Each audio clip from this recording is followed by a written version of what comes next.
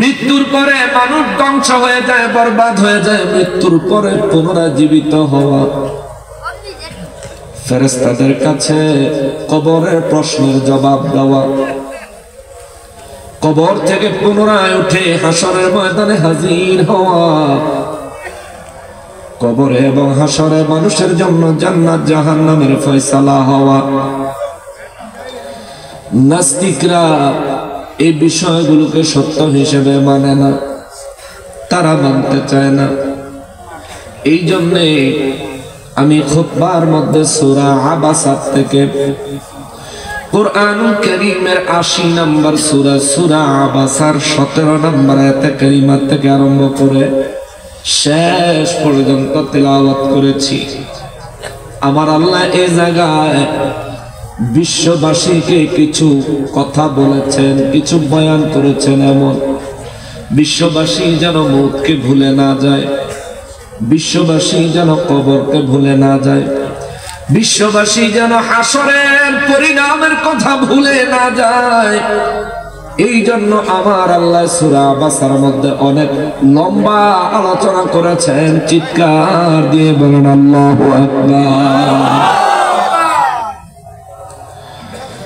মুসলমানেরা রে, আমার প্যারা নবীর উম্মতেরা রে, সূরা আবাসা কুরআনুল কারীমের ৮০ নম্বর সূরা। আবাসা শব্দের অর্থ হলো ভ্রু কুচকানো, ভ্রু কুচকানো। মানুষের যখন রাগ হয় মুখটা কালা করে, মুখ কালা করলে ভ্রু কুচকায় না, কুচকায় যায় না বাবা? আপনারা যদি রাগ করেন চেহারার ভ্রু কি কুচকায়া যাবে না? নিঃসন্দেহে কুচকায়া যাবে। আল্লাহ এই ভ্রু কুচকানো সম্পর্কে একটা সূরা নাজিল করলেন কুরআনুল কারীমে, সূরা আবাসা। এই সূরা ভ্রু কুচকানো সম্পর্কে আল্লাহ কেন নাজিল করলেন, নাজিলের কারণটা বলি, তারপর ১৭ নম্বর আয়াতে কারিমা থেকে আলোচনা আপনাদেরকে শোনাবো। আমি জানি সিলেটের মানুষ, আমি জানি হবিগঞ্জের মানুষ, আমি জানি নবীগঞ্জের মানুষেরা আল্লাহর কোরআন অত্যন্ত দিল লাগে, মন লাগে শুনে। কেননা এই জীবনে যত জায়গায় যতবার এই সিলেট, বৃহত্তর সিলেট অঞ্চলে কোরআন সুন্নাহর মাহফিল করেছি, এই এলাকার মানুষগুলোর মতো কোরআনের বয়ান এত মনোযোগ দিয়ে শোনার শ্রোতা আমি সারা বাংলাদেশে খুব কম পাইছি। সুবহানাল্লাহ, খুব কম পাইছি, এটা সত্যি কথা। সূরা আবাসা কুরআনুল কারীমের ৮০ নম্বর সূরা, যার অর্থ হলো ভ্রু কুচকানো। এই সূরা আমার আল্লাহ কেন নাজিল করলেন? এই সূরাটা মক্কা মুআজ্জামায় নাজিল হয়েছে। আমার নবী রাহমাতুল লিল আলামিন ইসলামের প্রাথমিক যুগে যখন দ্বীনের দাওয়াত মানুষকে দেয়, প্রশ্নের কোনো শেষ নাই, প্রশ্নের কোনো সীমা নাই। মানুষ বারবার নবীজিকে প্রশ্ন করে, কাফের বেঈমানেরা নবীকে প্রশ্নের বানে ঠেকায়া আমার নবীকে অসম্মান করার জন্য বারবার ফাঁদ পাতে। এই সমস্ত ফাঁদ পাতার কৌশল এখনকার সমাজে কিছু মুসলমানের ভিতরে দেখা যায়, ঠিক কিনা বলেন? মূলত এই ধরনের ফাঁদ ছিল কাফেরদের। এখন টুপি মাথায় দিয়া, পাঞ্জাবি গায়ে দিয়া, জুব্বা গায়ে দিয়া, মসজিদের ইমাম খতিব হইয়া, মাদ্রাসার শিক্ষার্থী ছাত্র হইয়া ওলামায়ে কেরামদের ব্যাপারে এই ধরনের ষড়যন্ত্র করে। একজন আলেম পুরা সমাজের সব মানুষ একত্রিত হয়ে সিদ্ধান্ত নিয়ে একজন আলেম দাওয়াত দিলি, ওই আলেম যেন ওই মাহফিলে না আসতে পারে, বিভিন্ন চক্রান্ত সমাজে আছে না না? একজন আলেম যদি কোন সমাজে আসে, সে কি কোরআন সুন্নাহর বাইরে কথা বলবে? বলে যারা বাধা দেয় তারা কারা? কোরআন যারা শুনতে চায় না তারা কারা? কুরআনুল কারীম থেকে আল্লাহর হক সত্য দ্বীনের কথাগুলো প্রচার করতে বাধা দেয় যারা তারা কারা? আল্লাহর কোরআনে তাদের পরিচয় খুঁজলে তাদের পরিচয় পাওয়া যায় তিনটা। কয়টা? তিনটা পরিচয় তাদের পাওয়া যায়। তাদের মধ্যে হয়তো বা তারা কাফের, ঠিক কিনা বলেন? নয়তো বা তারা মুনাফিক, ঠিক কিনা বলেন? নয়তো বা তারা আল্লাহর দুশমন, কথা বলেন ঠিক কিনা? তিনটা পরিচয় আমার নূর নবী রাহমাতুল লিল আলামিনের মক্কা মুআজ্জামায় কাফের বেঈমানেরা আমার নবীকে লজ্জাস্কর পরিস্থিতিতে ফেলানোর জন্য, আমার নবী রাহমাতুল লিল আলামিনকে লজ্জা দেওয়ার জন্য কাফেররা কয়েকজন মিলে একদিন আমার নবীকে ঘিরে ধরেছে। বড় বড় কাফেররা কয়েকজন মিলে নবীকে ঘিরে ধরেছে। আমার নবী রাহমাতুল লিল আলামিনের একের পর এক প্রশ্ন করতেছে। আমার নবী তো মায়ার নবী রাহমাতুল লিল আলামিন, আল্লাহ তার হাবিব বানাইছেন, তার অন্তরটাকে গায়েবের ইলম দিয়া আল্লাহ পরিপূর্ণ করে দিয়েছেন। সুবহানাল্লাহ। নবী রাহমাতুল লিল আলামিনকে কয়েকজন কাফের একসাথে ঘিরে ধরল মক্কা মুআজ্জামায়। আমার নবী রাহমাতুল লিল আলামিন, ওই কাফেররা এক একজন প্রশ্ন করে, আমার নবী জবাব দেন। এক একজন প্রশ্ন করেন, আমার নবী জবাব দেন। এক একজন প্রশ্ন করেন আর আমার নবী রাহমাতুল লিল আলামিন জবাব দিয়ে যাচ্ছেন। এমন সময় মক্কা মুআজ্জামায় একজন অন্ধ ব্যক্তি ছিল, অন্ধ। এই ব্যক্তি নবী রাহমাতুল লিল আলামিনের কাছে আসলেন। তার নাম ছিল হযরতে আব্দুল্লাহ ইবনে উম্মে মাকতুম রাদিয়াল্লাহু তাআলা আনহু। তিনি তখনও মুসলমান হন নাই। তিনি আমার নবী রাহমাতুল লিল আলামিনের কাছে আসলেন। অন্ধ মানুষ ঠিক মতো চোখে দেখে না, একেবারেই চোখে দেখে না।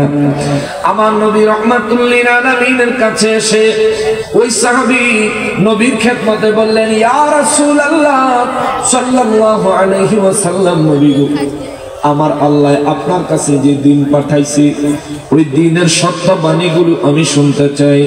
ইয়া রাসূলুল্লাহ, দয়া করে আমাকে শোনান, আমি জানতে চাই। জোরে বলেন না সুবহানাল্লাহ। যে সময় হযরতে আব্দুল্লাহ ইবনে উম্মে মাকতুম রাদিয়াল্লাহু তাআলা আনহু নবীকে কথা বললেন, ওই সময় আমার নবী কাফেরদের প্রশ্নের জবাব দিচ্ছেন। কাফেররা এক একটা বিব্রতকর প্রশ্ন করছে, আমার নবী রাহমাতুল লিল আলামিন তাদের প্রশ্নের জবাব দিচ্ছেন। ওই পরিস্থিতিতে অন্ধ সাহাবী নবীজিরে যায় বললেন, হুজুর, আল্লাহ যে দ্বীনের কথা আপনি নবী রাহমাতুল লিল আলামিনের কাছে পাঠায়, ওই দ্বীনের কথা আমাকে বলেন, আমি ওই দ্বীনের কথা শুনবো, ওই দ্বীনের কথা মোতাবেক ঈমান আনতে চাই। আমার নবী রাহমাতুল লিল আলামিন কাফেরদের সাথে কথায় ব্যস্ত থাকার কারণে আমার নবীজির কথার মাঝখান দিয়া ও আব্দুল্লাহ ইবনে উম্মে মাকতুম রাদিয়াল্লাহু ঢুকে পড়ার কারণে আমার নবীজি একটু মনক্ষুণ্ণ হলেন। চেহারা মোবারকের ভ্রু মোবারক একটু কুঁচকাইয়া ফেললেন। অর্থাৎ নবী তার প্রশ্নের উত্তর দিতে চাচ্ছেন না, নবী তার কোনো জবাব দিতে চাইতেছেন না। কিন্তু এই বেচারা তো চোখে দেখে না। নবী রাহমাতুল লিল আলামিন কাফেরদের প্রশ্নগুলির উত্তর দেওয়ার পরে নবীজি ভ্রু মোবারক কুঁচকায়া হুজরা মোবারকের দিকে চলে গেলেন।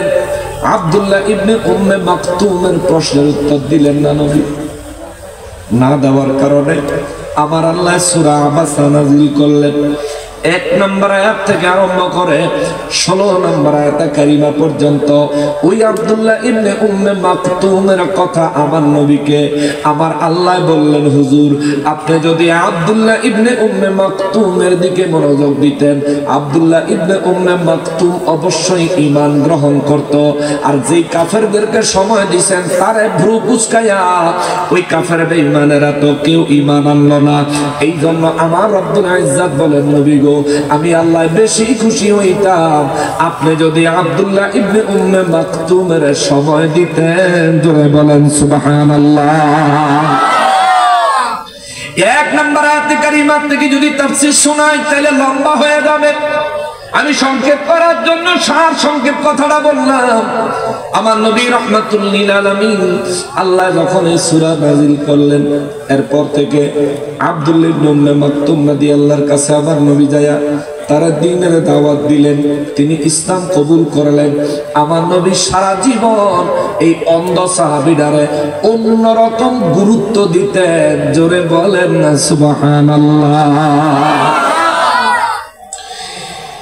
এই সূরা আবাসার মধ্যে 17 নম্বর আয়াতে কারিমায় আমার আল্লাহ বলেন, ওই মক্কার কাফের বেঈমানেরা নবীকে ঘিরে ধরল, হুজুর মরে যাব, মরার পরে সব শেষ, কবরে কোনো হিসাব নাই, জান্নাত জাহান্নামের কোনো ব্যাপার নাই, হাসর নাসর এগুলোর কোনো অস্তিত্ব নাই, এগুলো আপনার কাল্পনিক কথা। জোরে কন্যা আউযুবিল্লাহ। আমার রব্বুল ইজ্জাত চরম রাগান্বিত হলেন। আল্লাহ সূরা আবাসার মধ্যে আয়াত নাযিল করলেন। আল্লাহ বলেন, বিসমিল্লাহির রহমানির রহিম, কুতিলাল ইনসানু মা আকফারা। আওয়াজ করে বলেন আল্লাহু আকবার।